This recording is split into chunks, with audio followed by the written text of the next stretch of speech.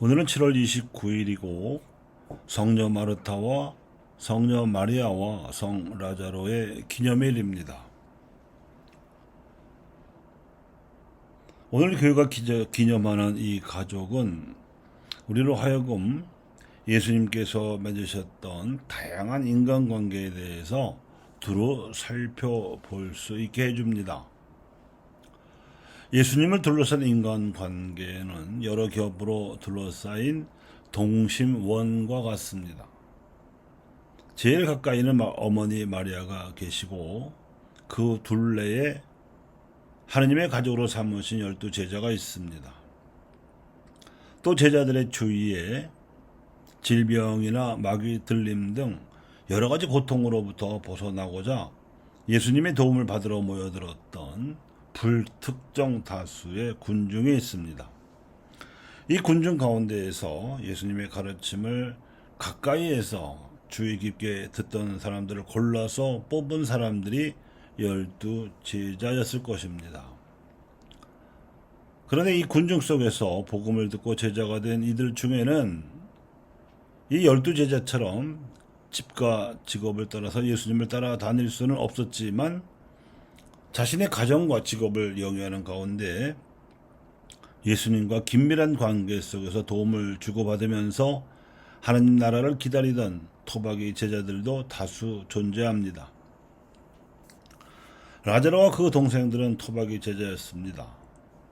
라자로의 집은 예루살렘 근처인 베타니아에 위치해 있었으므로 갈릴레아 지방에서 주로 활동하시던 예수님께서 군중에게 시달려 지치고 피곤하실 때면 이 라자로 가족에게로 와서 쉬셨습니다. 혼자서만이 아니라 12제자와 함께 그리하셨을 테고 공생활 막바지에 예루살렘에 입성하신 후에도 낮에는 도성안에서 군중을 가르치셨지만 밤에는 이 가족에게로 와서 지내시며 애틋하고 자유로이 생의 마지막 시간을 보내셨습니다. 그러니까 이 가족은 위에 언급한 공적인 인간관계와는 조금 떨어진 사적인 인간관계에 속했습니다. 그리고 복음 선포 활동으로 인해 매우 긴장스럽고 피곤할 수도 있었던 인간관계와는 조금 다르게 이 가족은 이 긴장을 덜어주는, 그래서 마음 편한 인간관계였던 셈입니다. 우선 언니 마르타는 음식 시중을 드는데 솜씨가 있었으므로 사람들에게 지친 예수님과 제자 일행으로서는 원기를 회복하는 데 큰 도움이 되었습니다. 빵의 기적 사건 당시의 분위기를 연상해 보시면 마르타의 역할이 예수님께 얼마나 고맙고 필요했었는지 비교가 되실 것입니다. 그분이 가시는 곳이면 그 어디라도 따라다니던 군중은 자신들이 받을 수 있다고 기대되는 혜택을 받는데 익숙했던 이기적인 존재였습니다. 그들이 며칠 동안이나 예수님의 가르침을 듣다가 몹시 허기졌을 무렵에 그분은 군중의 허기를 달래주시려고 빵의 기적을 일으키셨는데 빵을 배불리 먹고 나서도 이 빵을 매일 달라고 쫓아다닐 정도였으며 그 빵이 세상이 주는 빵과 달리 하늘에서 내려오는 생명의 빵이라는 본격적인 가르침을 알려주자마자 궁시렁거리며 미련 없이 떠나갔습니다. 하지만 마르타는 그런 이기적인 군중과는 달랐습니다.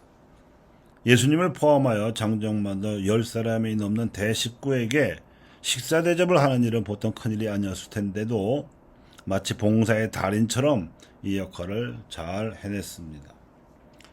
그런데 동생 마리아는 언니와는 또 다른 역할로 예수님을 맞이했는데 지쳐서 오신 그분께서 가슴속에 품으셨던 말씀을 들어드리는데 열심이었습니다. 군중은 대체로 뭔가 도움이 필요해서 왔으므로 이해관계에만 민감했던 무리여서 마음을 터놓고 이야기할 수 없었던 사람들이었고, 그렇기 때문에 그분의 바람대로 그 하느님 나라에 대한 가르침을 새겨서 믿음을 깊이 하는 데에는 별로 관심이 없었지만 마리아는 깊은 믿음으로 그분의 속내까지도 알아들으며 가르침을 잘 들어드렸고, 따라서 예수님께는 지친 육신의 원기를 북돋아 주시는 음식 시중 못지않게 꼭 필요한 몫이었습니다. 오빠인 라자로는 두 여동생이 해내는 음식 시중이나 말씀 시중 모두에서 두루 살피며 예수님의 절친한 말벗이 되어드린 편이었던 듯합니다. 라자로가 위중하다는 소식을 두 자매가 예수님께 급히 전가를 했던 사정을 보아도 그렇고 막상 라자로가 숨진 후 예수님께서 슬피 우셨던 정황을 보아도 그렇습니다. 그래서 이미 숨진 지 나흘이나 지난 라자로를 예수님께서 다시 살려주셨습니다. 그런데 이 일은 시기와 장소 등 여러 정황상 예수님께서 당신의 목숨이 위험해질 것이 뻔한 일이었는데도 감행하셨습니다. 바로 부활신앙을 일깨워주기 위해서였고, 그래서 예수님께서는 문상으로 오신 그분을 맞이하러 나온 마르타에게 나는 부활이요 생명이라고 말씀하셨던 것입니다.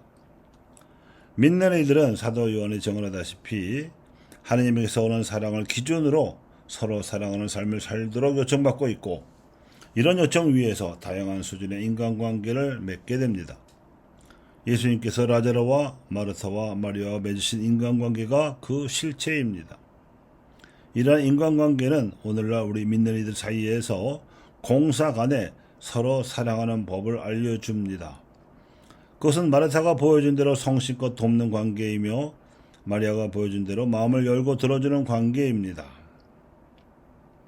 믿는 이들의 인간관계가 하나님의 사랑에 기반해서 튼튼하게 이루어지도록 하려면 예수님께서 라자로 소생 사건으로 보여주시고 기대하신 바대로 부활신앙으로 서로의 인간관계를 유지하는 것입니다.